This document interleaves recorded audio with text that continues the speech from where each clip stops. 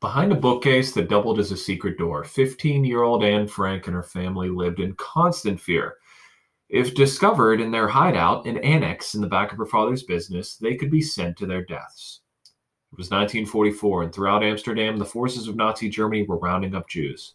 For the Franks, any wrong move, a loud noise, a window left open, a flash of light, could give them away.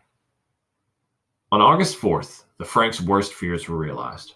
Around 11 a.m., Dutch police, led by a Nazi officer, forced their way into the annex and dragged everyone away at gunpoint.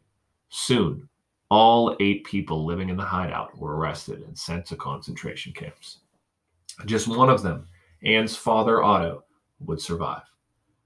Today, much is known about the Franks' time in the hiding thanks to Anne's diary, first published in 1947. Yet one aspect of her story has remained a mystery: how authorities found out about the hiding place. Investigation by Dutch officials had turned up nothing. Now, a new team of detectives, analysts, and historians is determined to crack the case. Using modern technology, including 3D models of the annex, artificial intelligence, and advanced computer software, they're hoping to figure out who, if anyone, betrayed the Franks' whereabouts. Hitler's rise to power. Anne was 3 years old when Hitler became Chancellor of Germany. Before long, thousands of German Jews, including the Franks, fled the country in a desperate attempt to escape the Nazis. In 1934, Anne and her family settled in Amsterdam, where they thought they would be safe. And at first they were. But in 1940, less than a year after Hitler's invasion of Poland sparked World War II, German forces occupied the Netherlands. As Hitler's empire grew, hundreds of thousands of European Jews tried to flee to other countries, fearful that they would be deported to death camps. But many of them had nowhere to go. Life in hiding. In 1942, Otto decided that his family had no choice but to go into hiding. His business was made up of offices and a warehouse. Behind them was a small building called an annex that could be reached only from the inside.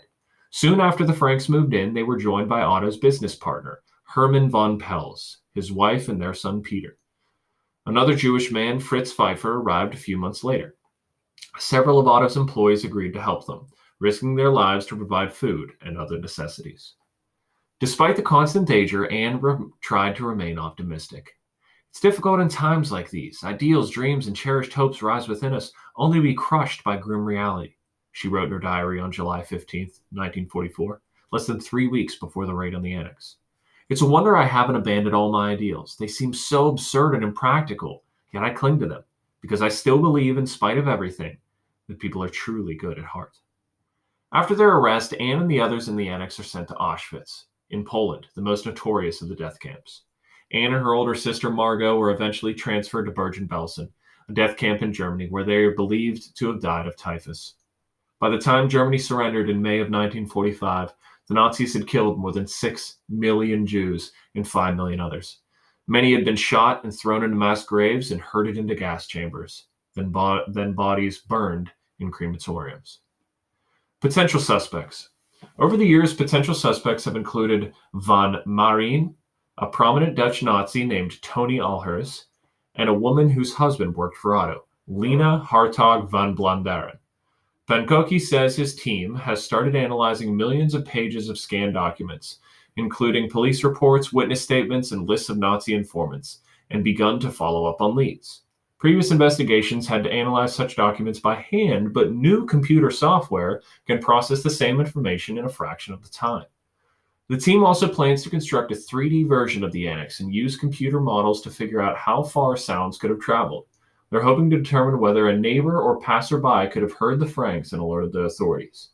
The investigators have also set up a tip line so people can submit information. They've already received hundreds of tips, including from family members of past suspects and people who lived near the annex.